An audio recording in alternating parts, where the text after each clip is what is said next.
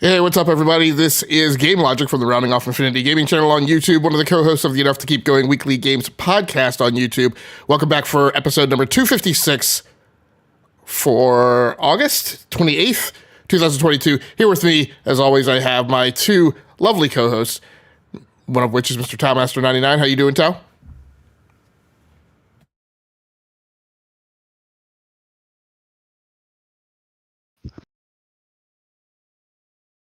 Tow, you there?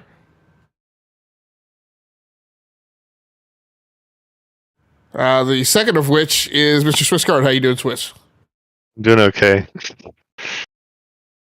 Okay, cool.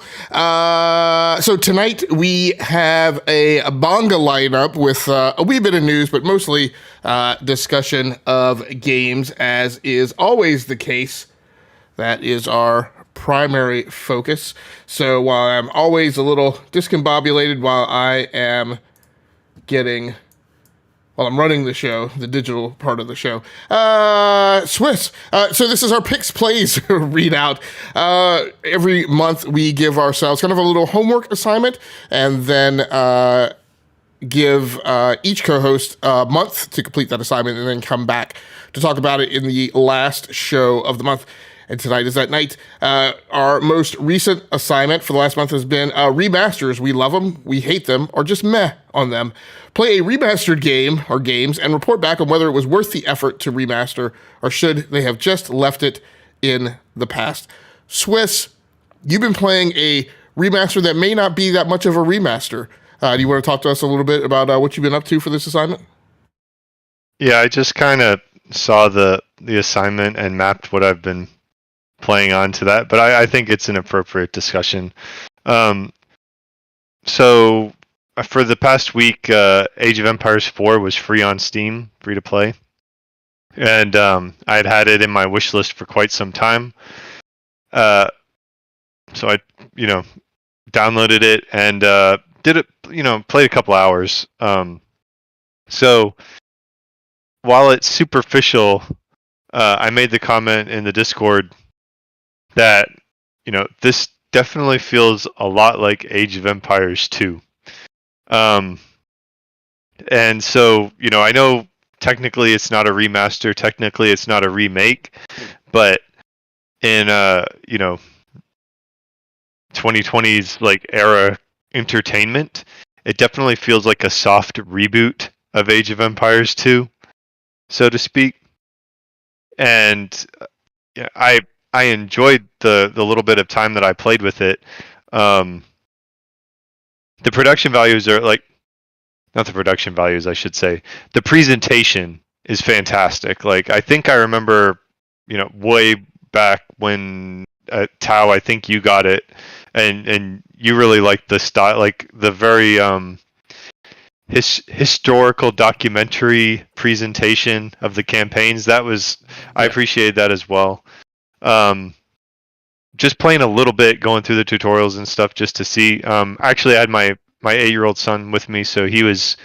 This is the first time he'd played Age of Empires in any form, so I was kind of letting him go, but there was nothing that I had to relearn while we were doing it, and it just slipped right in. It's like, hey, we need wood.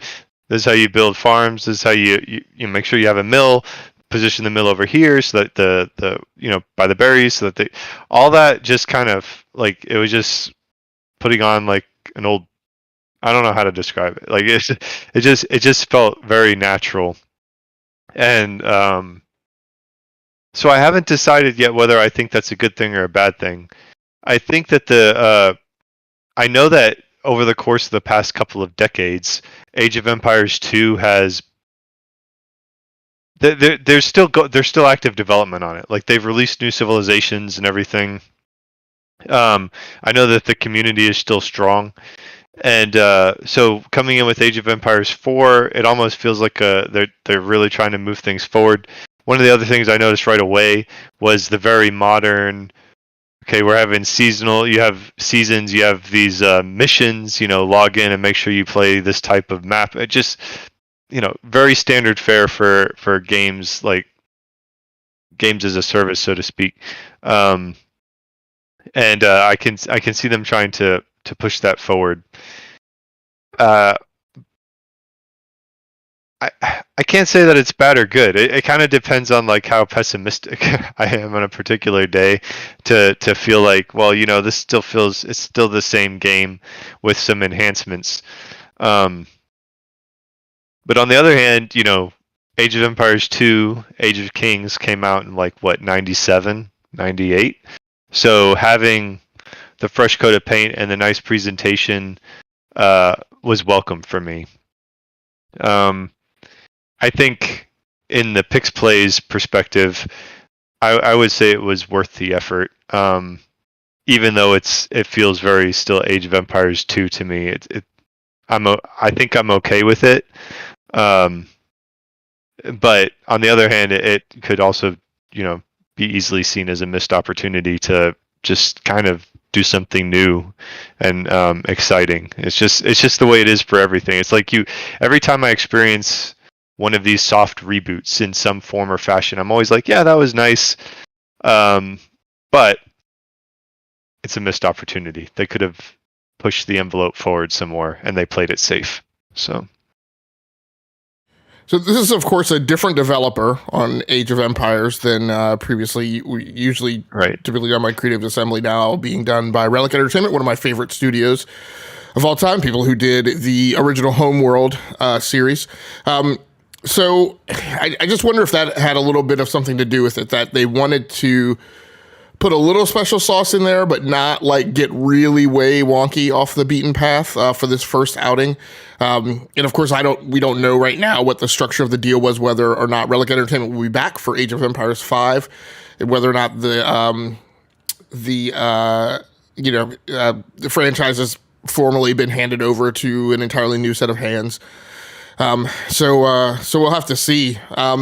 You have also been playing, much like I have, kind of going back and periodically hitting up on Civilization 6. And that's a game where a few weeks ago I also made mention of, Civilization 6 is nice, but the thing's been going on for 25 plus years, right? And to a certain extent, there are still some kind of problems. Much like DBQ talks about Madden, and we tend to get a lot angrier at Madden than we do at Civilization 6 or AoE 4. I mentioned last week or the week before, one of my things is like there's always kind of the second quarter slump, right? If you think about it like a football game. In Civilization, things are going along nicely kind of in the first quarter as you kind of set up your strategy, and then you hit a progression kind of grind to a halt in the second quarter, where literally you just click through and like for some innumerable number of turns, like you're just waiting for something to be built. And then things pick up again in the third and the fourth quarter. Did you find that kind of effect with AoE 4 when you played it? I mean, I played through like some basic like little maps, so I didn't go heavy into it.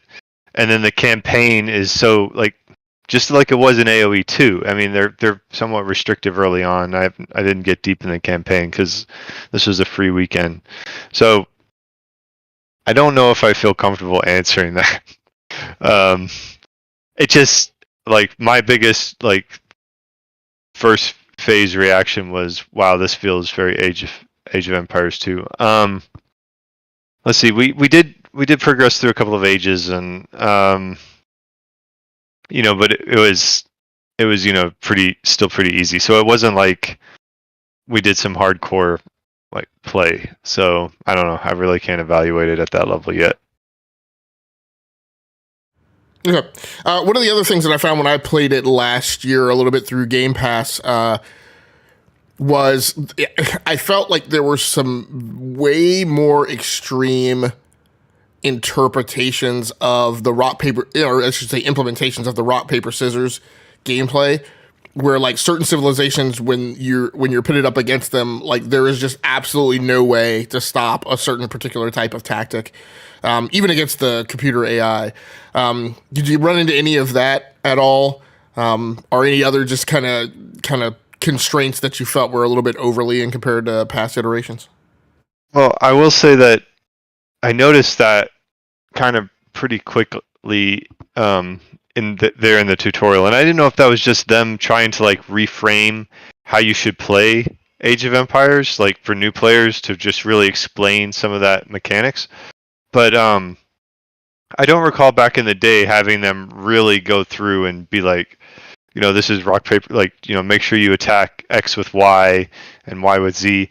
But they hit you with that up front in Age of Empires 4. So, yeah, like even in the campaign, they were like really forcing you to be like, make sure you attack X, the archers with the cavalry and stuff, rather than just kind of.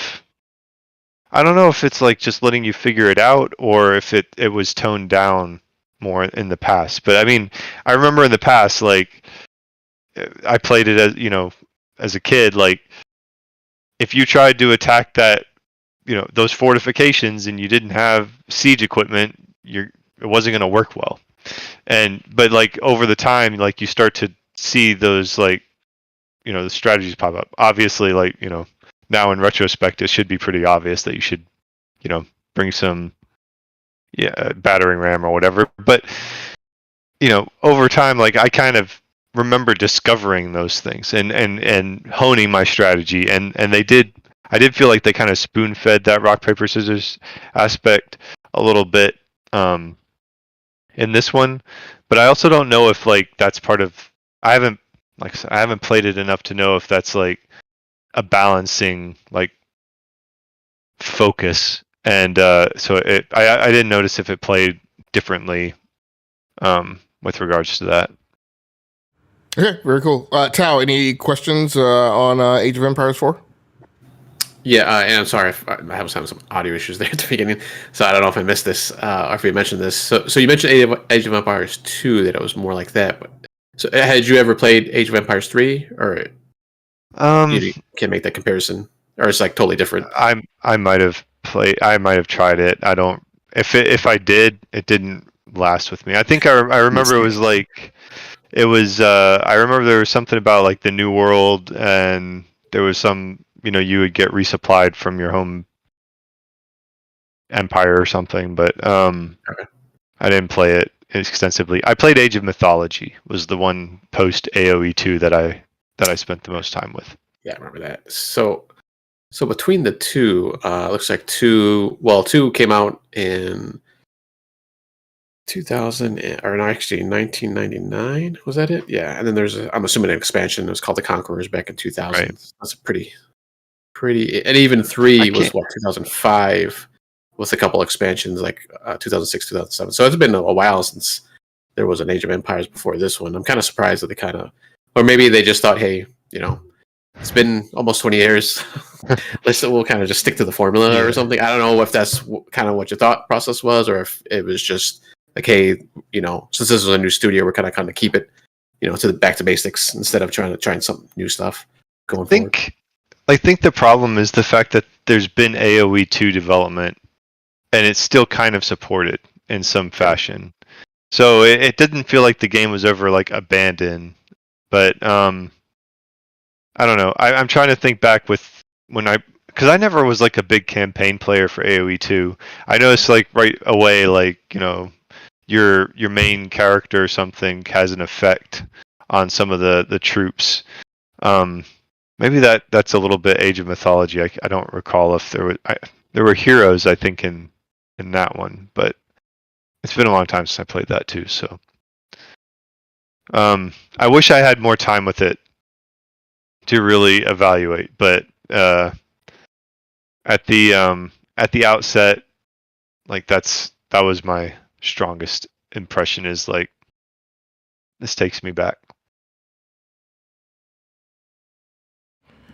Very cool. Very cool. What I played for this assignment was Final Fantasy VII Remake Intergrade on the PlayStation 5. So it is a well-worn fact that I am not a huge JRPG. I wouldn't say it's not that I'm not a fan. It's just that they've never clicked for me, so I just haven't been able to kind of stay on that bicycle. I played, I can't remember, Swiss, which one was it? You said it was the worst Final Fantasy that I had played? Was that 10? 13. 13. So I played a little bit of Final Fantasy 13, I think last year off of Game Pass. And I was just doodling around for something to play on my PlayStation 5, which, as we talked about last week, I've just recently reacquired. And so I picked this one off the Kanban board, so to speak. And I am super surprised and super impressed. First off, I know that each iteration's combat style is a thing of great volumes of conversation, as they have shifted styles from game to game. I was super pleasantly surprised. I mean, not necessarily surprised, but super pleasantly welcomed by the very real time, right, kind of combat mode in this game. I think you get a bit of a pause at the opening of each kind of combat set piece. But I'm not entirely sure if that's maybe just because it was the tutorial or whether or not they continue that through the game. Of course, you start off the game kind of playing as Cloud. And I'm not sure, unfortunately, I don't have the legacy of history and nostalgia that there is around Final Fantasy. So I don't have kind of all of those, tidbits in my head about like what the story is or, what the old sequence was. I just see it kind of unfolding here. There has been some mention online about the dialogue in, not specifically this game, but comparing it against all of the pushback that the game Forspoken has been getting for its dialogue. Now, at the end of the day, I don't know that I put that high a mark on any video game's dialogue.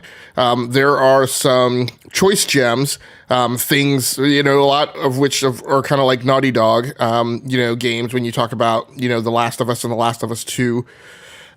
Really have kind of cinematic grade dialogue, things that Amy Hennig has worked on in the Uncharted series. But by and large, 70 to 80% of your video games have completely nonsensical dialogue, right? That quickly detracts from any notion of reality of, physics or anything. Or even, if I compare Mass Effect's dialogue to like your typical Star Trek series, I don't know that the Mass Effect stories, scripting holds up as well as a Star Wars movie or a Star Trek. So, I don't put any of these things up on a pedestal. The Final Fantasy VII Remake dialogue didn't seem that bad to me. It's in comparison to any other JRPG, it's all super, super, super camp. But given that I'd already kind of scooted my chair around to that angle where I could view the scripting from that JRPG frame of mind, I haven't minded any of it that I've seen so far. Now, I haven't spent a ton of time with this game. I was sufficiently interested in it that I do want to keep it in the rotation and play along, with a little bit more of it. It looks pretty good on the PlayStation 5. It is not anything like Death Stranding level by any means, Death Stranding Director's Cut, or even I would even say, The Last of Us 2 or anything like that.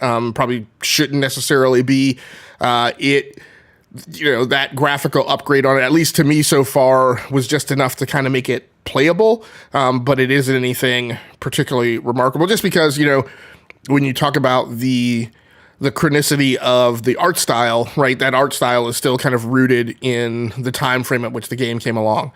That being said, it looks fine, right, for a game. Looks fine for a game that is a remake. And looks fine for a game that is a remake of a game that of a game from the era from which it comes. So mechanic wise, I liked it well enough. Enjoyed the combat. Graphics were good enough to kind of put it on the map for current generation. But interested to play more. As far as whether or not it was worth the effort, sure.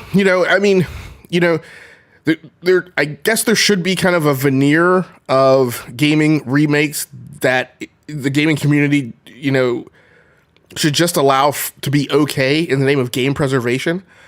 So we have this whole controversy about like The Last of Us, and mostly it's about the price of The Last of Us. But at the end, some of the pushback was about just that it hadn't been long enough, right? But I'm like, look, like we all benefit from these games kind of keeping up to date in the modern technology.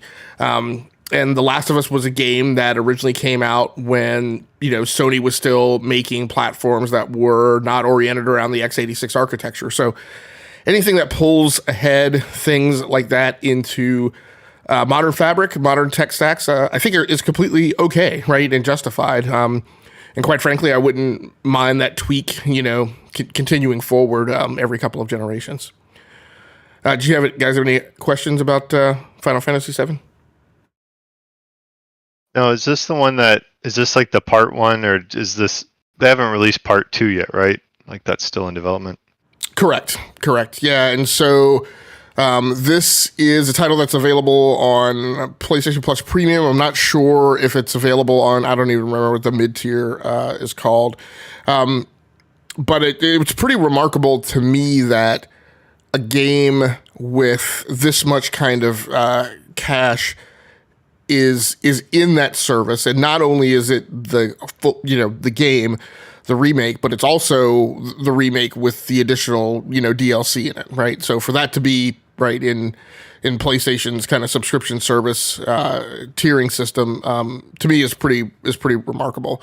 And just came out in was it 2018 that this came out, or 2020? I can't remember. It's more recent. Okay. Yep. I will look that up. But if games like this arrive in the service, 2 years after launch, that seems to me to be completely acceptable. I know that there's a lot of sturm and drang about day and date, but every service need not be the same. PlayStation Plus need not be the exact same thing as Game Pass. And 2 years of periodicity, I think is absolutely fine, particularly for top tier AAA games that are kind of the crown jewels of PlayStation exclusivity. So, Tao, you've been playing a game that is much in the vein of what Swissguard was playing. Yeah, some more RTS gaming here. So yeah, I was playing the Command & Conquer Remaster on PC, obviously. I don't think it's on consoles. And I had originally played this... I played the original back in the day, not the remaster, and then I heard this one, but at the time I didn't really have a PC, so I finally got around to buying it. I think last year, I believe it was, earlier this year, when I finally was able to pick it up. And yeah, I mean, I just always loved this series. So even if they had kept it like just original and like sprite-based, graphics, and as long as the gameplay was still there, I would have bought it. But they actually did put a fresh coat of paint on it, HD coat of paint on there. And nice thing, kind of like a lot of the remasters, you can kind of switch back and forth between the two graphic styles while you're playing. Well, at least when you're playing the campaign. I don't think you can do it if you're doing like multiplayer skirmishes, which is fine. It's just the newer graphics just make sense probably for modern day people. But yeah, I mean, I think this one was definitely one that deserved, or I shouldn't say deserved, but it definitely was a well remastered game. They other than the graphical settings, obviously, I mean, I don't know if there's really much you can do with gameplay. Kind of standard fare for an RTS. You can single pick your units, or you can mouse drag and pick up a bunch of different ones, or bind keys for different groups and stuff like that. So I don't know if there's much more else you can do along those lines. But just visually, it's got new graphics, and I'm just enjoying it as much as I did, back in the day. And actually, this one, this was the original Command & Conquer. So I actually didn't play this one. I'm sorry. It was 2 that I actually started out playing back in the day, and so I never got to play this one. And it's actually kind of nice to kind of go back, even though gameplay, like I said, is pretty similar between the two. Obviously, you got different units later in the series, and I believe there's 2, maybe even 3 expansions in this remaster that they added in there also. So I haven't even got to that stuff yet. So I'm just kind of working through the campaign right now, which back when I was playing originally, or at least 2 when I was playing originally, in most RTS games, I usually don't go through the campaign. I'll just jump into skirmishes just because I had friends that I was able to do that with. But it's kind of nice just to kind of go through the campaign. I think I mentioned this too before when I started playing it. Just kind of the cheesy, FMV videos that they show, between the missions and stuff. So, live actors. It's not animated or anything like that. So there is some little bit of animated stuff too that they throw in there, but those are pretty short. It's mostly the full motion video stuff. So it's gold. I'll just say, as far as like the acting and stuff like that. So they really have it up in these cutscenes. I want to say it was like Tim Curry, Jenny McCarthy. I think Jerry Ryan was in one of them. Yeah, I think the later ones. Yeah, I can't remember. I don't think I've seen anybody that I recognize that so far. At least like famous, I guess I should say. There's people in here that I've seen just in other video games that I know they do voices and stuff. But yeah, I haven't seen any celebrities yet. But I'm pretty early in the game still. So.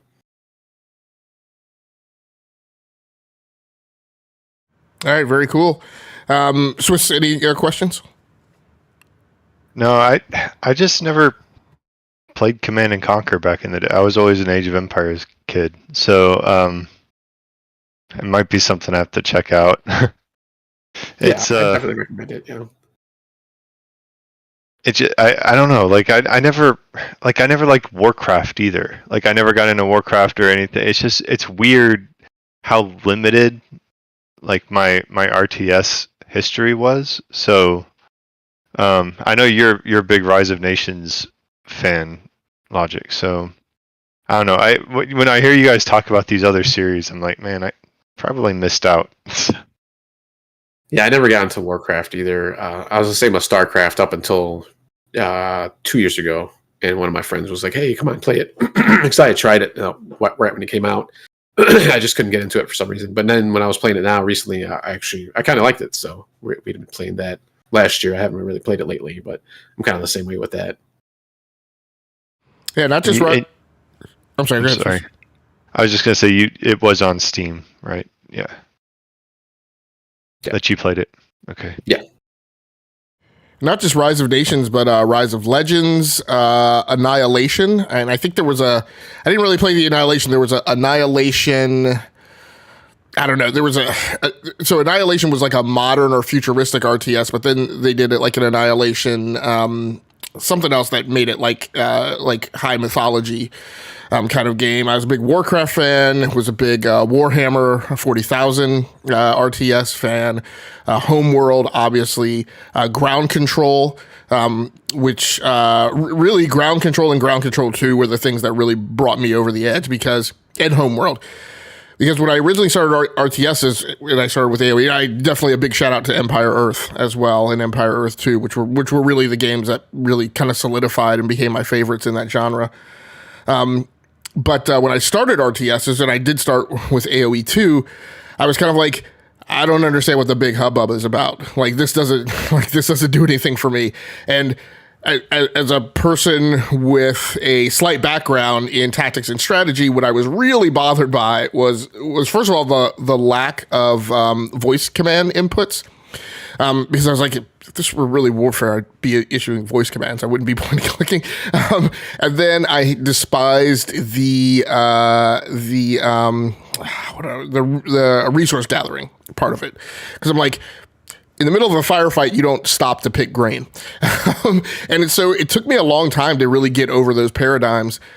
Ground Control helped because Ground Control is an RTS that doesn't have any resource gathering. And I found that having that stripped away allowed me to kind of really ground myself in the tactics and the war fighting, and that was huge. And then Ground Control 2 was just a big, graphical step above Ground Control. But then I also, part of it, I didn't realize it at the time because I hadn't gotten over the RTS hump. Part of it was just the AoE approach and the way that game is so oriented around rushes of a particular militaristic unit type. And then when you played that goofy like Star Wars mod for it, it was, if you could do an AT-AT rush, man, then I was like, okay, well, that seems to be like the only point. And like the game has like these 99 different subsystems around it, but at the end of the day, the only thing that matters is whether or not you do an AT-AT rush. So, finding those other games though, were super helpful, particularly Empire Earth, which I think was really the perfect balance between kind of like the civilization approach and an RTS. Really felt that the historical progression model had a ton of depth to it. And then, as you mentioned, Rise of Nations, Rise of Legends, when you then start to add like political boundaries and boundaries of influence in an area of effect kind of methodology, that also like really cranked up the interest level for me. So yeah, those are it's a great genre, and it's nice. It's nice to see in a game, in a genre that isn't really super, doesn't get a ton of new releases in the modern age in that genre, for companies to be going back and doing, remasters. Or just continuing the legacy, right, with some of the favorite franchises, because obviously we don't get continuations of a lot of those famous franchises for me that I called out. So not to go on a tangent too much here. I'm going to keep it in RTSs, but so you mentioned like how you didn't like the resource gathering, and other games where it didn't have it. How and I think I played something like when I was playing Command and Conquer and stuff like that, like years later, they didn't have the resource gathering. I can't remember what the game was, but I didn't like it. Like, I like that resource gathering because it makes you, it kind of slows the game down a little. So what is it about when there is no resource gathering? Like, how like what is it about that kind of gameplay that you like, and how does that balance out? Because do you just like get to unlimited build stuff then at that point, or like how do they balance that? Basically, I guess is what I'm trying to ask. In those type of games, yeah, it balances out because then the mission. I mean, and I should have thrown some other things in there like Company of Heroes. It balances out because so in the strictest type where there's just no resource gathering whatsoever, it balances out because the mission then becomes entirely a mission of tactical maneuver. And you have limited units. You sometimes have reinforcement paradigms that are in it, like you have that in Company of Heroes. And sometimes it's a matter of like, if you can fight to hold out long enough, then you get reinforced. So it's appealing to me because it hyper focuses everything on the tactics. Like in my mind, maneuver battles are tactical, right? That's the real-time tactical piece. Resource gathering to me is strategic. So, there are, in historical battles, there are some pieces of kind of foraging, right, for equipment, food, and things like that. And so you do access kind of resources at kind of a minor kind of scavenging level on the battlefield. But it just kind of broke the immersion for me, I think, when were managing all this resource gathering in the background. In other games, that then came along later and were kind of hybrids and kind of sliced, right, the lane kind of in between the two, you still kind of had resource gathering, and the balance was that, you would capture points of influence, and that would allow you to kind of restock ammunition. I think in Company of Heroes 2, there were certain, there were kind of like Call of Duty kind of domination kind of mode effects in there where, and Ground Control 2 also had this where, when you captured a point of influence, right, it might allow you to do a weapons upgrade, or it might allow you to call down additional reinforcements, right, from your landing ship, right, of certain unit types. So that's just kind of, what attracted to me as far as the difference between those two or three different types and how the balance worked out. Okay, yeah, because I kind of equate it to like survival games for me, like Minecraft, or say like No Man's Sky, where they have like the regular survival mode. You just you gotta survive the world, but then they have like like a creation mode where you just like everything is open to you. Like that just seems kind of boring to me. It's like, okay, I have everything. Like there's no like at that point there's no like gamification. Like it's just everything's there. So plus in those type of games, that's the the creation part of it is more about building stuff and all that kind of things. And I'm not a good builder, so that's how I was just trying to wrap my mind around on the RTS side, like, okay, I don't have to worry about resource gathering. So, how, I could just get like bum rush people, or people can bum rush me. And I don't know how that would be fun, but it's a good explanation though that you had. Cool, man. Moving on to the next segment, our main gamer experience stories. What else we have been playing besides the Pickz Plays assignment. Swish, you have been playing what I believe is an indie on PC as well. Yeah, El Hijo. I guess it was. I wishlisted it probably a couple of years ago. At some Nintendo Indie Direct or something. But basically, it's a stealth game where they took a lot of inspiration and kind of made like a kid friendly version of like a spaghetti western, Sergio Leone type movie, right? And I love the good, the bad, and the ugly, and those old Clint Eastwood, fistful of dollars and stuff. So any game like that kind of like tipped their hat to that, like immediately got me excited. And I liked Metal Gear Solid. I love that franchise. So, stealth action type thing. Unfortunately, it's too shallow. The little, like and it feels very indie in that way, where it's like the art and the aesthetics come first, and then the gameplay feels like is kind of an afterthought. That might be a little bit unfair but the whole style of like doing like the storytelling, like I did see the inspiration. You hear it in the music. That's nice, but when you actually get to do the stealthiness, it's really just getting through the level. If you get caught, you go back to the last little checkpoint, and there hasn't been much more beyond that. And so I kind of liken it. It feels like you're going through. It's like a 2D. It's like an isometric, like like it's 3D, I guess, but you're like at a fixed isometric view. So it's not like as like you're not like going through corridors like you would be in a Metal Gear Solid, and you have no like with Metal Gear Solid you have different options to take on the mission, right? You can attack, you can try to just like tranquilize somebody and hide them or whatever.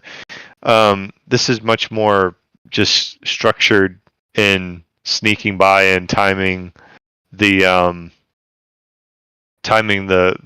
paths of the enemy AI and hiding periodically. So it felt much more like, if you remember the Zelda Ocarina of Time, when you first go back to Hyrule Castle, and you have to sneak past the guards to get to Princess Zelda to talk to her. I don't know if you remember that, but you sneak in through the side wall, and you go in, and there's a few stages of the guards are kind of walking around. You have to just time it, and it's like it feels like that, which was okay because it was just kind of like a little mini game on the way to doing Princess Zelda in this action game, but it didn't feel like a foundation for an entire game. With El Hijo, that's like the entire foundation. So you do have a few little gadgets, like I've thrown rocks to distract and then move by. You can like do little wind up toys and position the wind up toy so that if it's in their field of view and outside their hearing, but if it's still in their field of view, they'll go and investigate it and stuff. And I think you'll get like I haven't gotten it yet, but like you can get like a slingshot and little things like that. But it's all oriented around basically distracting and just moving through the level. They have some extra characters in there that you can like other little kids that you can find, and like they call it I don't know what's the word they use. You basically give the kids a pep talk, you inspire them. So like I found more interest in like just trying to get through the level and find the little kids that I have to inspire in the level than just getting to point A to point B. But I feel like that's a little bit stretching to find the fun, is like so it's unfortunate. It's like a cool aesthetic, but the gameplay is just a little too light. Have you played Shadow Tactics: Blades of the Shogun? No, but I have it. I got it like either on a Steam sale or when they had it for free. But yeah, the gameplay sounds kind of similar, which I think was also kind of the gameplay in Desperados 3, which I haven't played. But I'll be very curious once you get around to that to hear if that kind of is a little more to your liking than this was. I mean, Blades of the Shogun, I mean, it has the stealth element to it too, but it keeps you on your toes, and it also forces you to kind of master the what happens when this goes wrong kind of part of the motif. So, and gives you the tools to do so. Like I said, one of my things of, that I dislike about stealth games is I'm not interested in playing a stealth game that, like, once you mess up the stealth, you're just completely inept and unable to counter, any of the onslaught. But yeah, that'll be interesting to hear. Tao, any questions for Swiss on El Hijo? No. All right. The other game that is the game that's been at the top of my slate is I've been continuing to play OlliOlli World on Nintendo Switch. As I mentioned last week, I also started my playthrough of it on the Xbox Series X as well. And herein lies the danger in the crevice of playing on multiple platforms. I made some progress on Xbox Series X. I then went and picked up my Nintendo Switch, and in doing so was thinking that the Nintendo Switch was the last platform I had played on. And so when I booted it up, I was like, my progress doesn't look right. And I spent a little while kind of getting angry, thinking that like something had dorked up with like my cloud save or whatever. And it was about 10 minutes into it when I go, oh, no, the last place I played was actually over on Xbox. So my campaign progression here is not the same.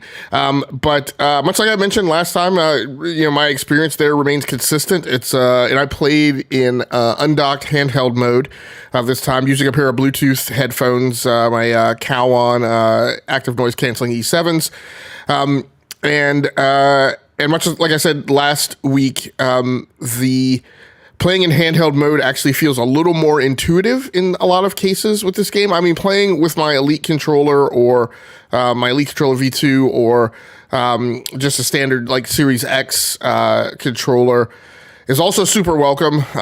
But I think at the end of the day, maybe I give the slight nod to just playing with my Joy-Cons in kind of native handheld mode on the Nintendo Switch. My hands tend to maybe get a little tired, so I kind of have to maneuver my, the palm of my hand and my thumbs around a little bit to kind of maintain kind of that digital endurance through some of the levels. But the throw distance on kind of flicking the analog sticks feels like it's a little bit less maybe than the effort on the Series X controllers.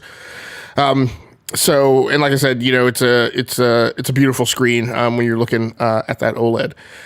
So I haven't gotten to the point, when I played this game on PC earlier in the year, the point that I got to with it that just kind of started feeling kind of grindy is when, I was 60 or 70% through the game and they're still throwing like new skills at you to add on.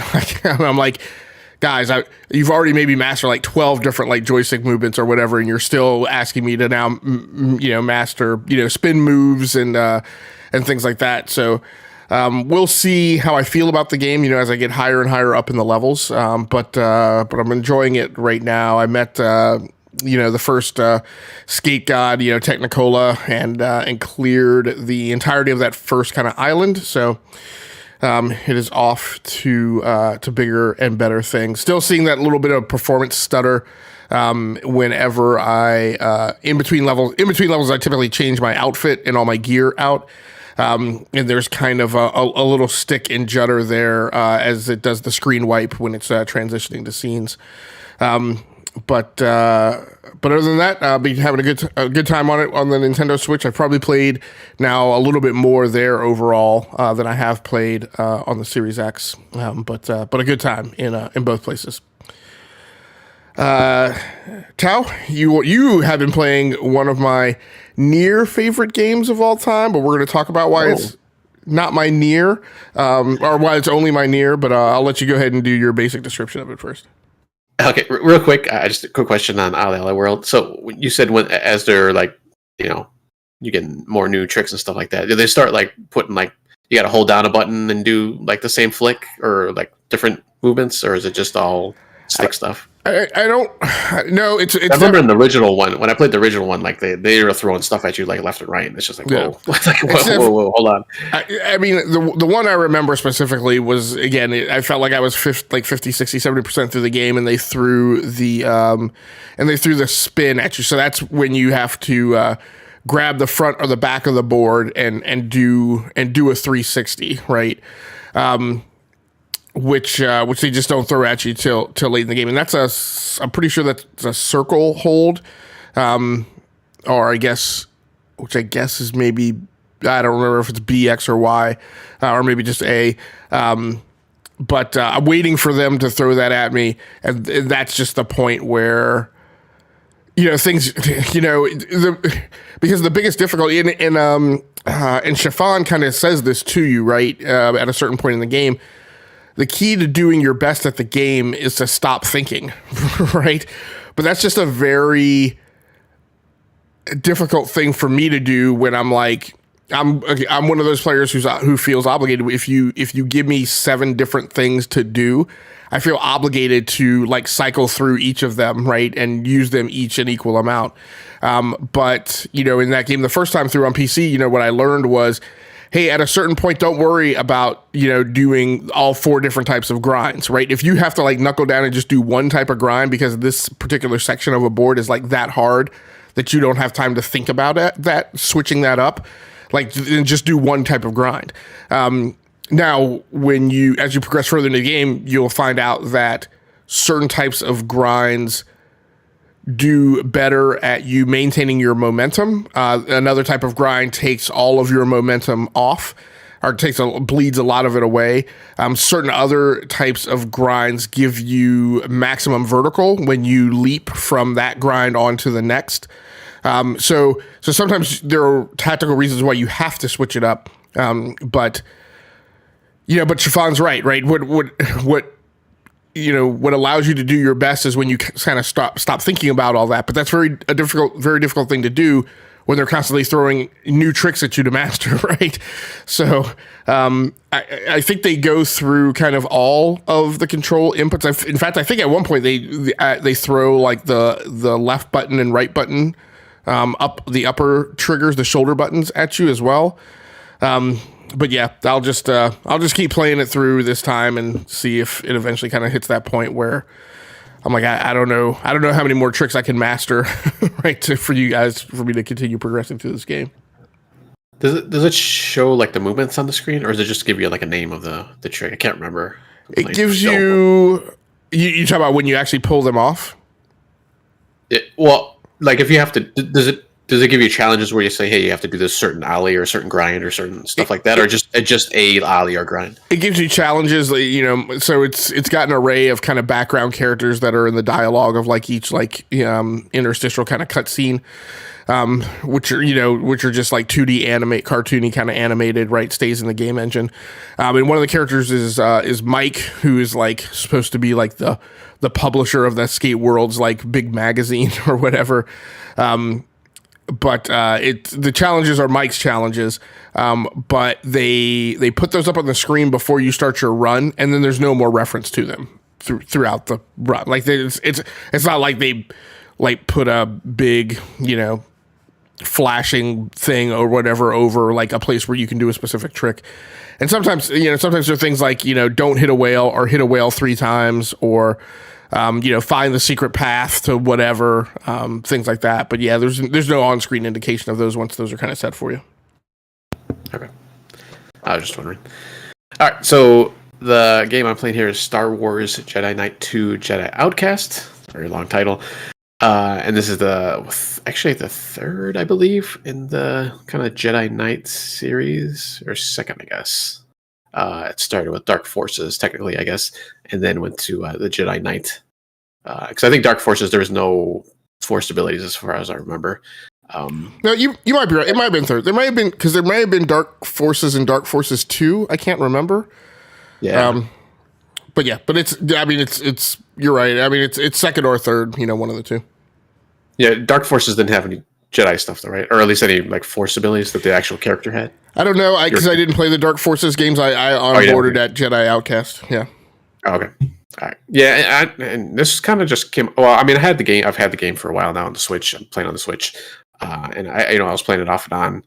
And actually, originally when they released it, they didn't have invert controls, and I couldn't play the game. There's like no way I could do it because it was just up is up and down is down. I can't play like that when I'm playing first person or third. This is a third. Well, actually, you can switch between the two, but I primarily play, at least right now, in first person because I haven't gotten my. I think you get your lightsaber in this game.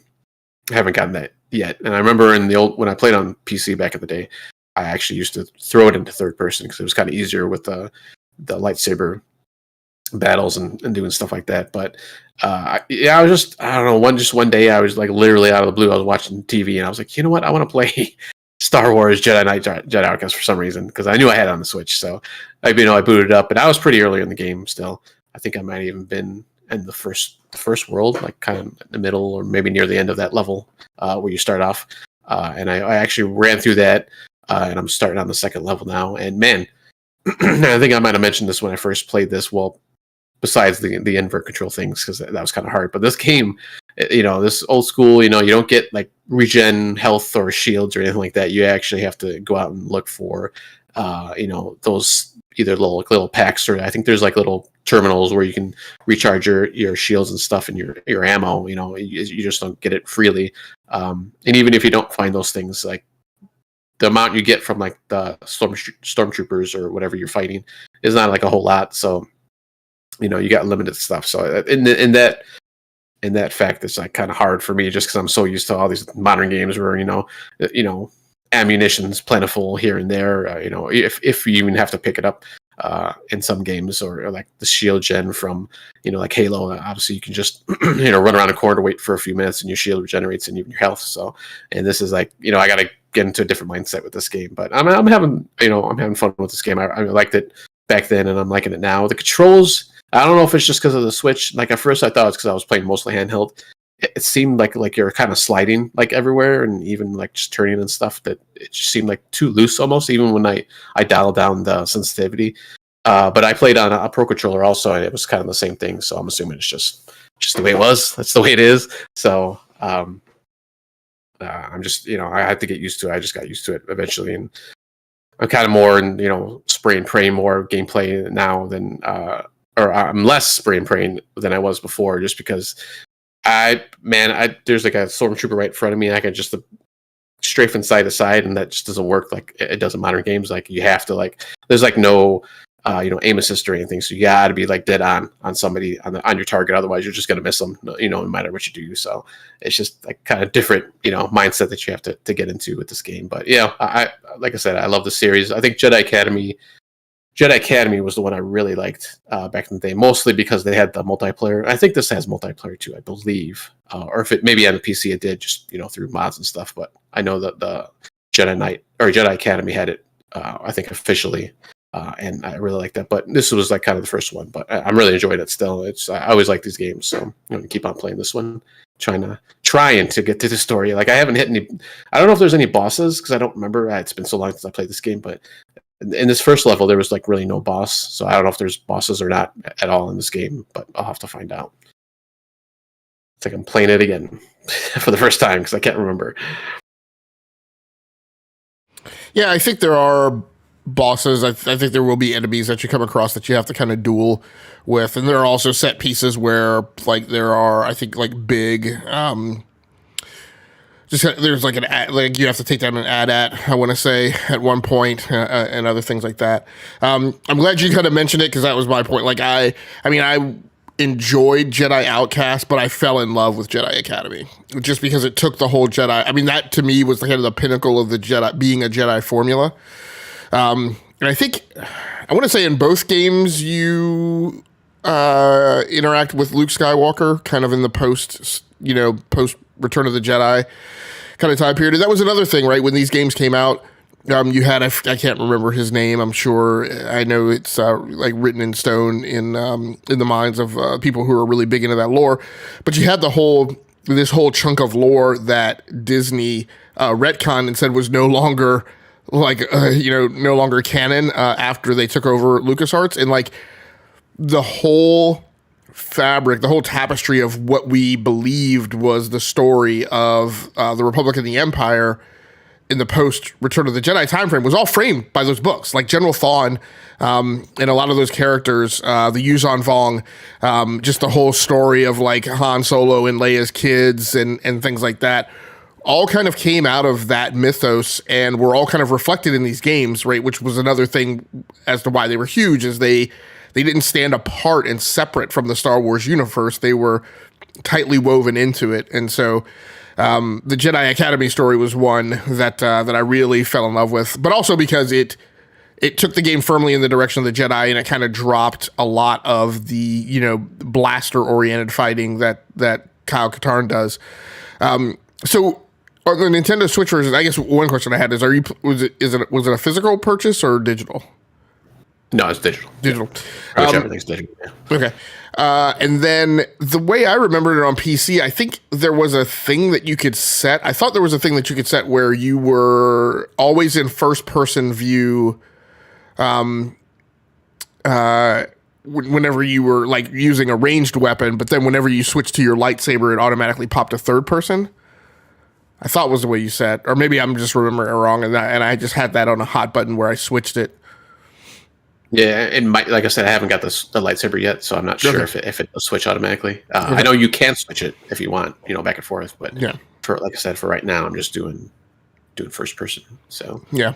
I just felt much more in love with Jedi because whereas you just mentioned it, right? In Jedi Outcast, you don't go through 100% of the game with your lightsaber and with your force powers, right? You gain them like midway through the game or whatever it is. I don't know if it was exactly midway or whatever, but with Jedi Academy, you start focused predominantly on the lightsaber and focused and having access to your force power. So it was just a much more enjoyable game, and there was much more a light side and dark side like component to that, and you making choices along the way as to which side you lined up on. So. But it's very cool that's a. Do you know, is Jedi Academy on the Switch also? I believe it is. I think I saw it actually not too long ago. I think it was on sale. And then just one last comment real quick on this one was this is, and I can't really stand this gameplay mechanic, but it's like the Metroid basically. It's like a 3D Metroid where you have to go back and forth between a level in the same level, and because there's this door that's blocked off because it's got a force shield. All right, well. About 20 minutes later, I got the key, or I did whatever I had to do, and now I can go all the way back and get to that door. And sometimes they have like a mechanic, or not mechanic, I should say, the way the level's designed, where there might be two doors like that, and the one door, when you get the key or whatever, like you can go through that door and you're right there. But there's other times where you have to like backtrack all the way back and have to get back to that spot where you got stuck, or I don't know. It might just be a secret. Sometimes it is just like a secret room that you can get, but other times you have to go through that to progress. And it's just like, man, I hate when you have to do that. Like the last game I played, I think was the Strider. It was Strider, like whatever the newer one. I think it was the 360, or maybe Xbox One. It did a lot of that. That was 2D, so it was a little bit easier, but in the 3D world, it's just like, okay, everything looks the same too. Like you're in like an Empire facility, and it's like everything's gray, everything's the same door. It's like there's like nothing to let you know like where you're at. So just a little gripe there, but I'm going through it. No, I feel the same way. Swiss, any other questions on Jedi Outcast? No, this is another kind of set of games that like I always remember like just being at the store, and like when you actually purchase PC games at a physical location and seeing it and be like, man, I want to play that, but like not having like the computer or whatever, not being, or just, at the time having a different focus on like a console or something. Because I don't remember, but I guess they were probably released on consoles back in the day, right? I mean, it wasn't that long ago.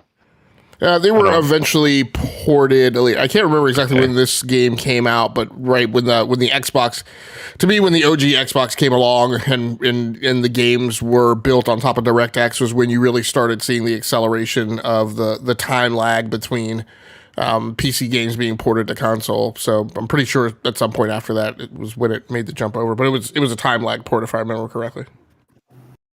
Yeah, this one was 2002 for Outcast, Jedi Outcast. I mean, there'd be something that I'm interested in. I don't like the direction that Star Wars has gone, like post Disney. So that was going to be like my question, kind of throw it out there, like just what is it like, as part of this whatever they call it, Star Wars Legends lore now. But you already went down that path.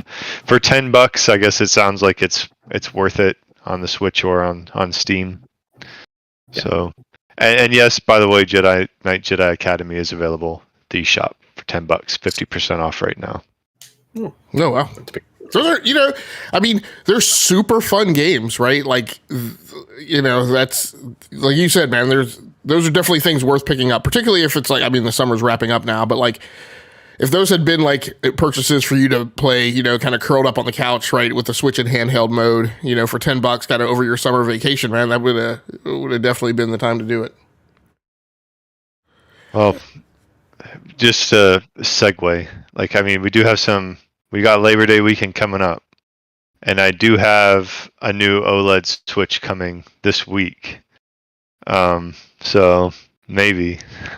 So if I remember how the story goes, was it you? I can't remember if it was you or DBQ who had picked up one used. So did you already have a used one and now you got another one, or you're just getting on it now? We have the original Switch, and actually it's our first purchase Switch, but we had to ship it to Nintendo and they refurbished it, and it was like another one that came back. I checked the serial number, so my family is really geared up for Splatoon 3, so the last time that happened, like my wife's entire progression in Splatoon 2 got wiped out, and in a fit of disgust, she never picked up the game again. So we're I'm like, all right, we'll get the OLED now because we have plenty of people. There's plenty of Switch contention in our household, so having two will be good. But we got the Splatoon 3 OLED special edition one coming next week. So, picking up the Star Wars games maybe on that nice new screen. I don't know if it's worth it to get a nice new OLED screen and play games from 2002, but hey. Yeah, I was gonna say, it actually does look better on the TV when I put it on the dock, which was actually kind of surprising because it's usually the opposite. But when I'm playing handheld, it looks fine. But obviously, yeah, it's an old game, but it did look better on the TV, which was kind of odd. And now I'm the only OLED-less person here on this. There's going to be. Moving on to news. First one, news story is a public service announcement. GOG has a huge sale going on with giveaways and flash deals.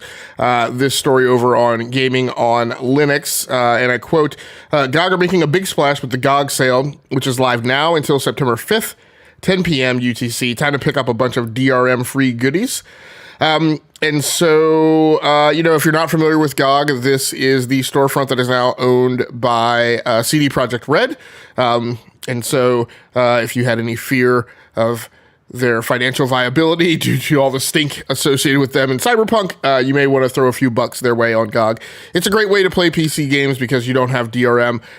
The site, I feel like, is a little clunky. The presentation with the Galaxy app is not as refined maybe as Steam or even the Epic Game Store, I would say. I also noticed, by the way, Destiny 2 is coming to the Epic Game Store with, I guess, the new, with Lightfall or whatever. I'm not sure if it's coming, as a, I think it's coming in a season before that. And then when Lightfall drops next February, you will have it. You can have it on the Epic Game Store. So I think they're putting it on there now so you can kind of do your ramp up if you're just getting on Destiny 2 now. So that's just a segue. There's a bunch of lists that they have oriented to with kind of special filters to make your shopping during the sale easier. They have $1 deals, highest discounts, historically cheap, games you can't play yet. So I think those are maybe their pre-orders.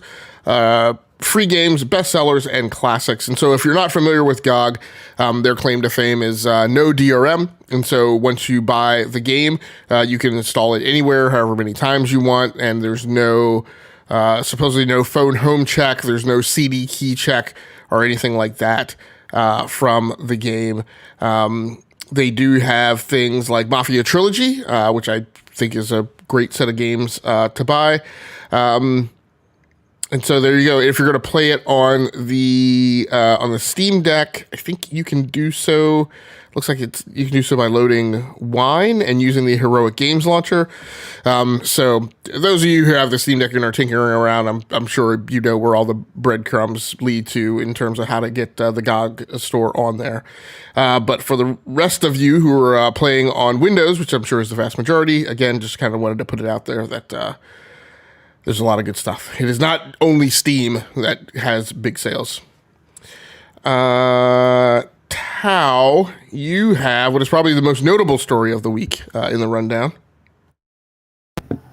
Yes. So we had what was it? Earlier in the month, we had Meta's Quest 2 getting a price hike. I think $100 for that one for both the SKUs, the 128 and 256.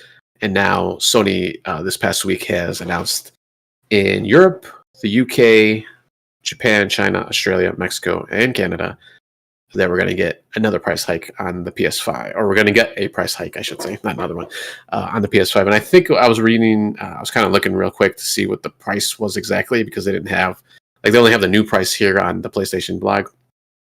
I think it comes out to about $50 in each area or so in U.S. currency, and obviously this is different currency in each section here or each country, but it comes out to about $50. But yeah, they're increasing the price on the PS5, both disc version, the Blu-ray version, and the digital edition, and they are saying because of the economic issues going on in the world of late, that are just the currency trends and everything that's going on and inflation and all that. So they have decided to increase the price, and so for now at least, US there is no price hike.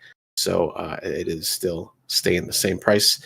So yeah, I mean, it's like I said, we had Meta. We have this one. I think there was another one recently, I believe. I thought, or maybe I think it was Nintendo was just saying that they weren't going to increase their price. I think that's what I saw actually lately. And I don't know if there was an official statement from Xbox or not. I didn't see one when I was doing a quick search. Yeah, there has been. They have also said that they're not increasing prices. Okay. So yeah, so unfortunately there you have it. not the best news, but at least for the other markets. But yeah, we're gonna have that price hike going forward. Yeah, and so to pick this one apart, again, this is a thing that's floated a lot around social media, and there's a lot of. I think part of it is a lot of confusion. I think a part of it is just a lot of ignorance and people who haven't looked at history or just have really, really short memories. And a large part of it is people who are banging a trash can lid, making a lot of noise over nothing. So first of all, PlayStation, Sony did this last generation. I think spring of the year after the PlayStation 4 launched. Prices in Canada were also increased by $50 Canadian up there. And then about, I want to say 16 to 19 months later, they lowered prices again going into the following like 2 holiday seasons down the road to, I want to say $4.30 Canadian. So they dropped the price by $20, which still kept it up $30 over its original launch MSRP. The understanding behind this, if you don't understand foreign exchange rates and either don't or choose to not understand math. It's pretty simple. If you and I make an agreement that when I launch a product, I'm going to sell it to you for $500, and then 2 years later, I'm going to sell it to you for the equivalent of $500 US. And then over time, the comparative strength of the US dollar versus your currency, let's say the British pound, moves so that now when I sell you that thing, you're only paying me $450. I have now issued stock guidance that says how much money I'm going to make in a quarter to my shareholders. And so at a certain point, I am no longer willing to just continue selling you a thing for $450 and eating the $50 that was not part of our original arrangement, that tariffs were not originally oriented around, that all the customs procedures were not already oriented around, whatever tax kickbacks that I get were not, right? So all of these financial arrangements have shifted, right, in a lot of these regions. CFOs have lots of different levers, switches, dials they can turn to fix things in terms of the attitude that the financial plane is flying for a company. One of those is to raise prices, and that's a choice that Sony has made. A lot of hubbub has been going on around, well, Microsoft's not raising prices. Well, Nintendo's not raising prices. The Nintendo Switch is built on a Tegra X1. That is a 20 nanometer chip. That is not cutting edge technology, right? So to this point, I say everybody's supply lines are different.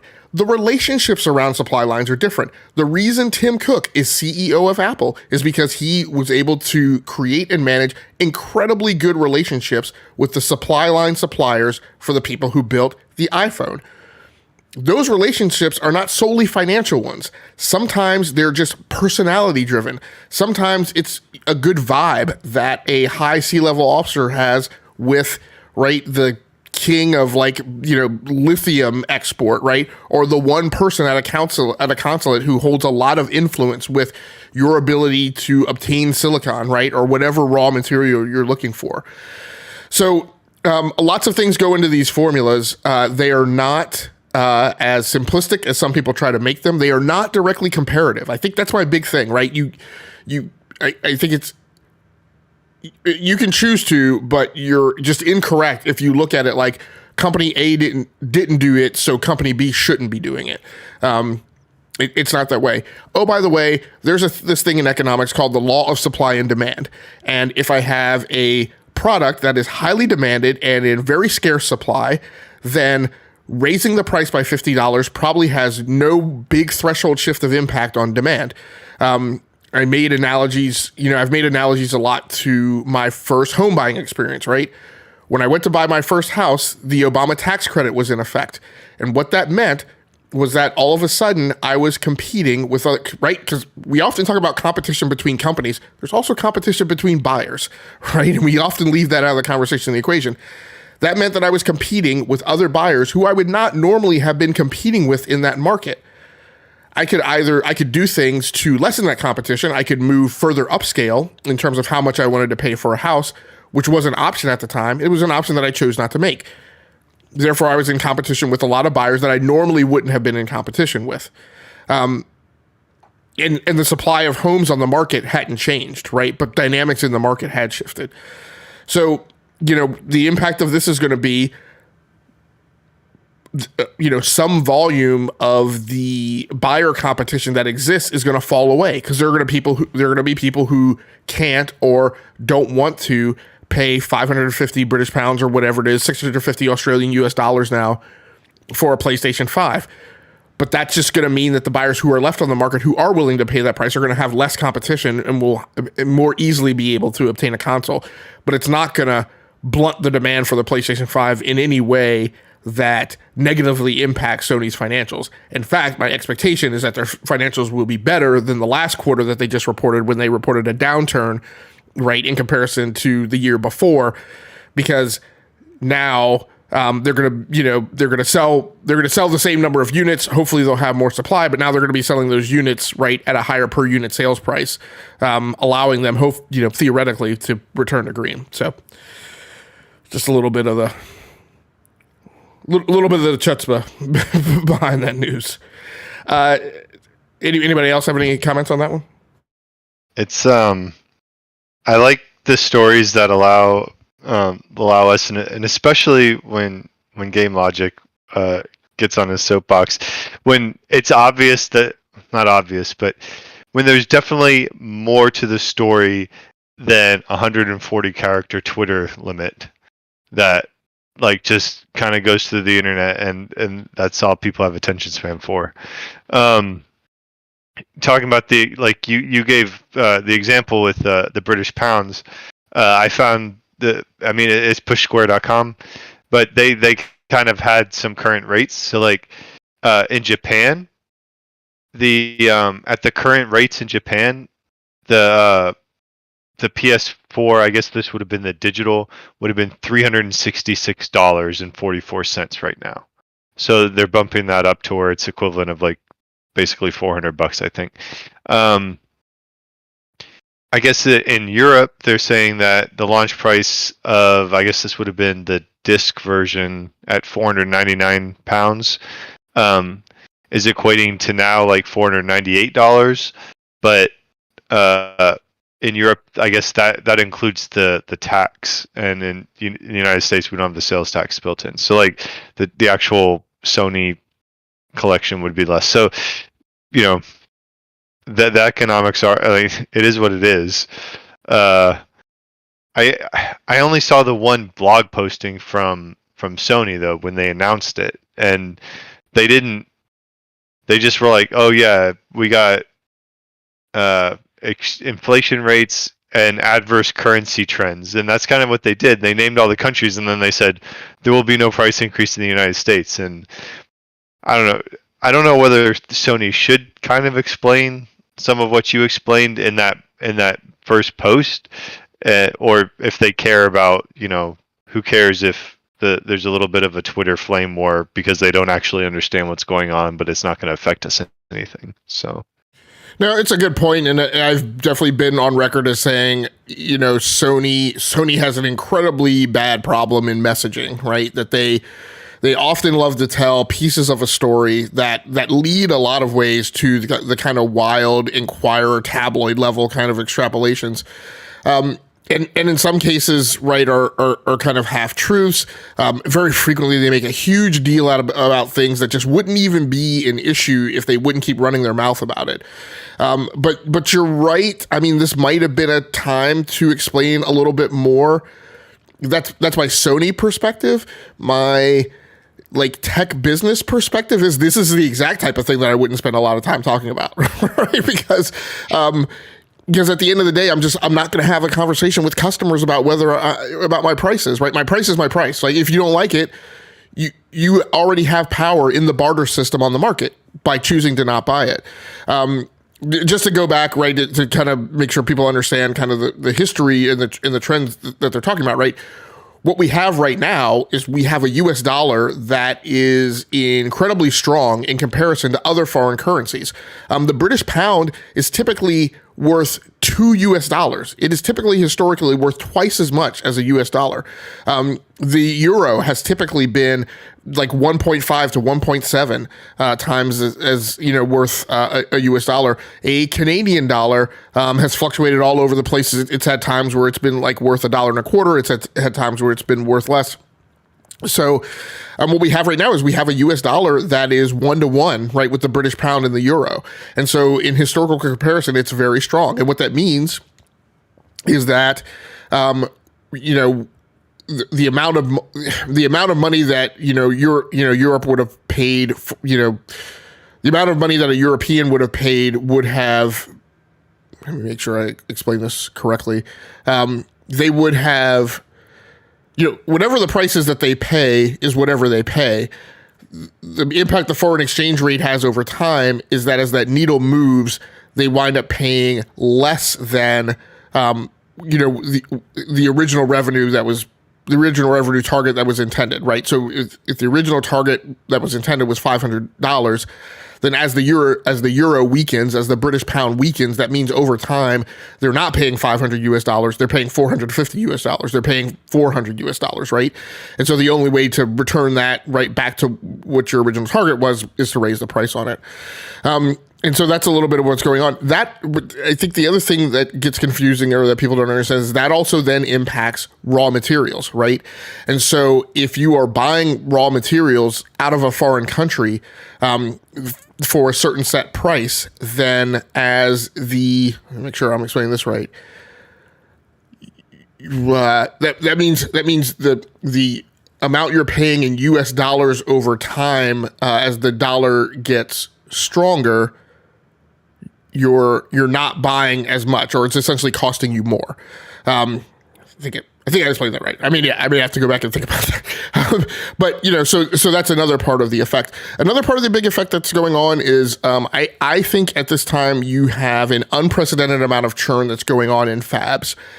We talk about where CPUs are made, and so we have new nano processors that are coming online, or that they're gearing up for Intel chips, for AMD. The TSMC missed their 3 nanometer target for the iPhone, which means they are now even more compelled and even more in a panic about getting that fab process online. I've talked before about you don't just drop nanometers, right? All the machinery and all the robotics associated with making those chips has to be purchased from other companies. TSMC and those foundries in Taiwan purchase those machines from companies where that's their specialty, and those companies exist in other countries, right? Sometimes machines and robotics are manufactured for a TSMC plant out of a company in the US. So all of the different ways that this money is changing hands can have different varying effects.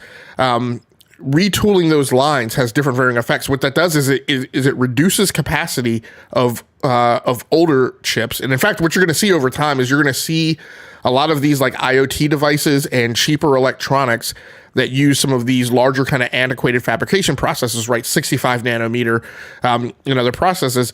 You're going to see them convert, because that 65 nanometer capacity is going to go away at a plant, right, as they retool, because it doesn't make sense for those plants to keep them around. They're going to start getting rid of that stuff. That means the newer chips that they're going to be provisioning for those older type of devices, things like true wireless sound headphones, right? Now they're going to have newer chips in them. The prices are going to come up. So you're going to see a lot of these effects that are driven out of the fabrication and foundry industry as well. So yeah, just a lot of churn. Sony had to make some choices, I guess, to continue to fly straight and narrow. Tao, did you want to talk about some Destiny news? Yeah. So my initial post that I had up here was that we were getting some little bit of a crossover with, I shouldn't say a little bit, a crossover with Fortnite and Destiny. But this is a part of a larger kind of collaboration that they're doing. So they're releasing Destiny 2 on the Epic Game Store. And along with getting some skins, and there's actually a mode within Fortnite called, hold on a second, it is the Javelin 4, which is basically just like a control point. You have 3 or 4. I'm assuming they didn't actually say how many points on a map that they that you have to control. Each point's and obviously when you control that point, you get points. And if the more areas you control, the more points you're going to get until you win, which I believe is 200 was the amount that you have to get to. And then you have skins. You have Commander Zavala, I believe, and you guys can let me know if I'm butchering these names. Akora Ray and the Exo Stranger skins that you can get, along with they have the I'm sorry, what's the vehicles again called that you can use in Destiny? Do you remember? Those are basically like gliders that you can use, and then they have like swords for the pickaxes and stuff like that. So I don't remember what those vehicles were, like kind of the speeder bike looking things. So you can get those. And then there's an emote. But along with that, there is actually skins that within Destiny 2 from Fortnite that you can get. You got the Black Knight, Drift, and Oblivion skins that you can get in actually Destiny 2. I guess they're called ornaments. I don't know if that's correct, but that's what they call them in this article here. And then also Fall Guys is having some skins that you can get also, which is pretty cool because I've been playing a lot of that. But I don't know if I'd actually pay for those. But it's there for you to get. I'm kind of surprised because they have all these crossovers, but they didn't do anything for Rocket League. But I guess kind of having one of those speeder bike things is kind of weird because it's not like a car or a truck or something. So because that's an Epic game also, which I think is kind of, I forget sometimes, and I think people just kind of forget that Rocket League's part of Epic now also. But I'm surprised it wasn't kind of like skins or at least like a little ornament that you could put on your car or something. But maybe that's a little bit more tricky, or maybe that'll come along a little bit later. But for right now, I believe the Fall Guys is in September 17th. Those costumes will be coming out. I think you can get the Destiny 2 skins within Destiny 2 or the Fortnite skins right now. Those are available. And I know the skins in Fortnite for Destiny are available also right now, and along with that control mode. So I just thought that was kind of cool. Like, yeah, no, I figured that maybe one day you might get some skins, but they kind of did like a whole giant collaboration with Fortnite. So that's kind of cool that they're doing that. And I think the only other game that they've actually kind of had a major crossover with was with Borderlands a couple seasons ago. I shouldn't say seasons, a couple chapters ago, where they had actually a section of the map. I think that was the chapter. It might have been even the chapter 1 map, where they had a section of the map was actually a kind of Borderlands-esque area in there. So and then you had the skins too of Borderlands characters. So it's I think it's been a while since they actually had a kind of a big crossover with another game or collaboration, I should say. So it's kind of cool that we get these things. But I'm a big Fortnite guy, not so much Destiny anymore. But it's kind of cool. I'll go back and play Destiny 2 every once in a while, but it's kind of cool that we get these kind of collaborations where these games kind of play nice. I mean, yeah, it's just skins and stuff, but it's something at least. I don't know if you guys had any comments. Now that mentioned that Game Logic had about Destiny going on to the Epic Store makes more sense. Yeah, you would definitely think that deal would have included this marketing piece as part of it, right? And as well as then feeding into the other Epic stuff. I wonder if the reason there's no Rocket League is because many of the most prestigious Rocket League skins are licensing deals themselves, and that probably made it really difficult to do a licensing deal within a licensing deal. And probably much more legal difficulty than it was worth. But yeah, this will be neat. With another video game. I mean, Fortnite continues to be the king of the meta. As far as I'm concerned, they're the only real metaverse game in town, right? Everybody keeps talking about metaverse this and metaverse that. Each of these big $1 trillion, game companies or companies, period. But Fortnite continues to be the only one that really effectively pulls it off, in my opinion. Going on to our last news story, a new survival game. I added this to the feed because Tao has a big interest in survival games like Ark. And I think this one also kind of, cuts a lane in between some of the games that I'm interested in that have a strong survival bend, like No Man's Sky. So this story over on PC Games N by Ian Boudreau, and I will quote, survival game Stranded Alien Dawn early access set for October. A new survival game is on the way, this one coming from the developers of sci-fi city builder Surviving Mars. The Stranded Alien Dawn early access release date is set for this October, and the game challenges you to lead a small band of survivors who find themselves marooned on a beautiful but hostile alien planet. Now, the reason I picked up on this piqued my interest is because I'm hoping that this is a survival game that, unlike a lot of the games as a service survival games, does not have a PvP hook to it, or at least not as strong a one, because they talk about in this game that later on it says you'll be able to build either a sprawling settlement or a fortified compound using a modular base construction system and deep resource management, in addition to arming your people and keeping them fed and sheltered. That makes me think that, I'm hoping that if the game forces you to focus on a civilian population that you have to take care of, that there will be less, interest in designing than a PvP hook where, an enemy player could impact your citizens, and will make it a much more of an inwardly focused game that allows you to build up these settlements. But we'll see. It's supposed to be available. It is available on Steam as far as putting it on your wish list. But then sometime in early October, you should be able to onboard with it. Now, is October God of War Ragnarok? I can't confess, I don't even know what the date is. I think it's October because I looked at the September games and it didn't leap out at me. So I think it's October. So we're definitely strong into the holiday season in October. This is a game, therefore, that will appeal to the most PC of PC gamers. It's a survival game and it's B, early access. So I think the people that will be interested in this game will have the cycles to pay attention to it because they won't maybe so much be distracted by a lot of the other hoopla that typically goes on in the holiday season, but we will have to see. I want to say, Swiss, did you ever play Surviving Mars? Yeah, I picked it. I actually played it on the Epic Store, and I got a like big pack for like $10 with like all the DLC on Steam. So it's one of the few games I don't know. I didn't really purchase it twice, but acquired twice in multiple locations. I did enjoy the game, and it's the Surviving Mars aspect that has my interest peaked, because if it's kind of that like base building type stuff, but kind of with a different, I don't want to say veneer, but like a different mentality, that could be fun.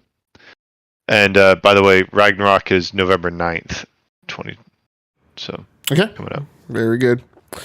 All right, we're going to go into the bottom segment of the show, the regular rundown and round robin, cleaning up our gamer experience stories. And these we got to do as a rapid fire because I actually have to get off and run to another podcast here in 10 minutes.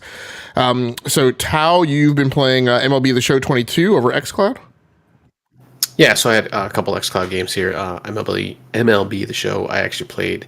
I've been playing it a lot on my phone. I think I mentioned that in the past. And then I've actually jumped onto my Xbox Series X, and I was playing it there. That one wasn't through the cloud. That was just on my system. And I just, like I mentioned before, just jump and do some challenges. The last time I played probably for like an hour, maybe even an hour and a half, just going through my season through the kind of campaign mode, and just been kind of going through there. I think I'm near the end of the season. I'm still in AA, so I think I'm near the end of that season. So hopefully I'll be drafted soon and to a team. So we'll see. I'm got a lot farther than I did it in the 21. So I'm definitely enjoying this one a lot better. So your approach to this game is you are playing the like individual player career mode, and okay, and you're not playing like full seasons as a franchise or whatever. You're just playing situational games or partial games or whatever challenges they're throwing at you. Yeah, correct. Yeah, I'm not doing the full like management system and playing every game. So that's what kind of like I like about this game. I don't have to go through like every single game, just moment to moment. So that's pretty cool. Okay, very cool. And then Memoirs in Blue. Yes, Memoirs in Blue. Not only have I played this on Xcloud, but the first game I actually beat this year because it's only like an hour and a half game, so it's super super short.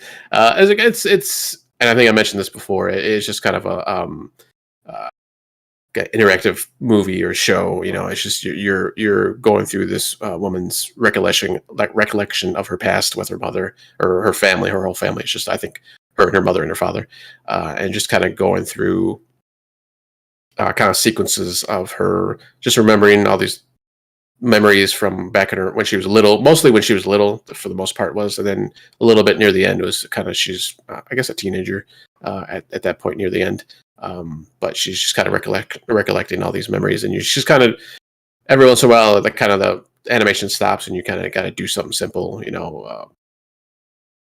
put a bus ticket into a terminal or something like that, or move these stuff away from trying to get to like a picture so that next sequence can kind of start going. So it's super simple, but it was kind of just a chill game. There's no dialogue in the game whatsoever. It's just all music playing. So it's kind of a cool, just kind of a really cool chill game that, you know, you play it once and that's pretty much it. So. Very cool, very cool. The games I have up, despite the fact that I put OlliOlli World kind of at the top of the rundown, these games have actually been my most, surprising, or I hesitate to say enjoyable, because they're not necessarily more enjoyable than OlliOlli World, but I've played OlliOlli World before, so these are kind of actually really some of my newer experiences that I've been having. I've been playing more Crysis Remastered on the Nintendo Switch. Again, playing in undocked handheld mode. This one is one that cramps my hands up a little bit versus using like a Pro controller or an Xbox controller. And there are problems, even though I've calibrated the controls to really to them feeling just kind of native and fluid and organic. Eventually, you know, after maybe 15 or 20 minutes of warm up, right, I kind of settle into the calibration of it. And I don't know that I can calibrate it like that much better. It's just that those sticks with the short throw just kind of hit a point where the acceleration out of the dead zone just really kind of takes off, and so it really takes a lot to get used to that. It's definitely super different than other shooters. Mastering all of the different powers that the suit has is problematic, but eventually I get accustomed to it. Swiss mentioned, you know, using the Switch OLED to play older games. This is probably one that that obviously was never made for anything like the Nintendo Switch. But it's nice to have a piece of gear where I don't need to bring this up on a big, you know, beast of 12 fans, you know, 850 watt power supply to play, right? It's pretty remarkable, right, to be able to play this on a kind of handheld NVIDIA Tegra kind of chip. And so for that reason, it's still enjoyable. Over on the Xbox, I've been playing Outriders, and this is a game that's really remarkable to me. It is not only, there are pieces of the Destiny 2 formula here, but more than that, there are pieces of the Division 2 formula here. And so you kind of take, a Borderlands type progression system, mix it with combat style that's reminiscent of the Division 2, and then a loot system that is kind of has some kinsmanship to Destiny 2. And right there, you're taking three of the games and franchises that I've had the most fun playing over the last couple of decades, right, and throwing them into a game. Now, at the end of the day, I don't know that makes Outriders a superlative game in and of itself. It has its rough edges and its problems, but it makes it a formulaic approach that is just squarely in my wheelhouse, and is probably the root cause for the level of enjoyment that I'm having with it. I was really surprised by the combat. I was not expecting to enjoy that much, but again, that combat is very reminiscent to the Division 2, and the power system is a lot more progressive in terms of design than Destiny 2's, whereas Destiny 2 kind of has that lingering design that invokes that stinginess that I have with my supers, where I will play for like 2 hours and just like constantly tell myself, no, I'm going to need it. No, I'm going to need it. No, I'm going to need it, and never use it. But Outriders, actually, the cooldown is per power. And so the game's design really heavily encourages you to utilize all of your powers, because even though, and use them in combination, right? Because when you use one, the other two are still available. Whereas in most games, when you use a power, the cooldown like prevents you from using the other ones. I've really just had a great time. It does not have as much of a graphic shine on it as some other games, but it still has some pretty sharp graphics that really look great on a 1440p screen playing at 120 hertz with HDR on. So I'm much more impressed by Outriders than a lot of the popular opinion would have you believe. and I've had a great time. And then finally, over on the PlayStation 5, I've been playing Assetto Corsa Competizione. I'm still going through a lot of the training on that. It is a racing game that is much more so in the sim vector than the arcadey vector of definitely a Forza Horizon 5. I haven't played Gran Turismo 7, so I can't make that comparison. But that is a game that, like, you lay on the gas too hard, going into a corner, and you're going to be replaying that section. It is pretty unforgiving, and you really have to kind of settle down into just the right nuanced kind of part of the power groove to really manage getting that car around the track. And so I've had a ton of fun with it. Looks great. To me, definitely up on the, not far right-hand side, but, upper end of the kind of graphical fidelity side. Playing that one in 4K 60, which is what I play my PlayStation 5 on while it's hooked up to my Samsung 4K TV. So had a great time with that. And Swiss, you want to carry us out with your discussion of your time in the Splatoon 3 Splatfest?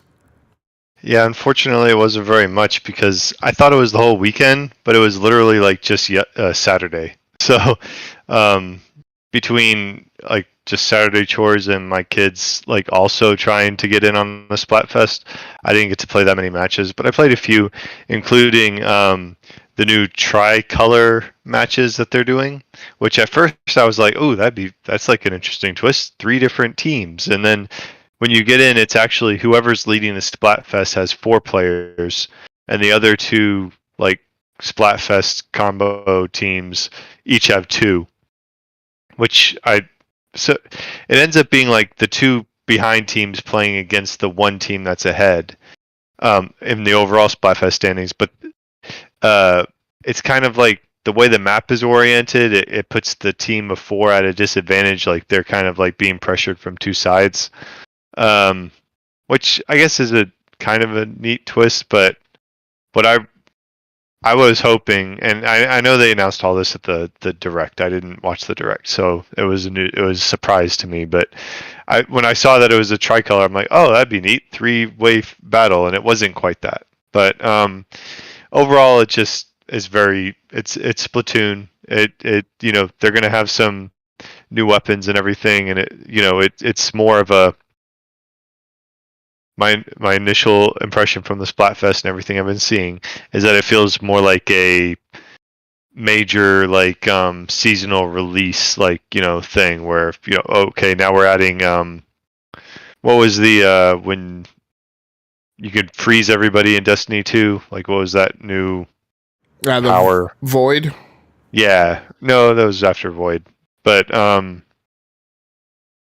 they're adding some new components, but it's just still feels like it's still the same core gameplay, and that's not a bad thing for the type of game that it is. Yeah, actually, I forgot to put this down. I jumped into that too for a little bit in the morning that day. I didn't realize it was that too because I thought it was the whole weekend. But I was able to play with my son actually too a little bit, and yeah, it's Splatoon 2. I never played the original Splatoon, so I can't compare those two. But between 2 and 3, yeah, it's just nice, better shine to it, and like you said, new weapons. So I didn't actually get to try the tricolor, so unfortunately, I'm assuming that was later in the day or later at night. I think it was for me, I think it was from 11 to 11, I believe. But I didn't get the chance to play at that point, so I missed that part. They must have waited till one of the teams was ahead. Yeah, probably.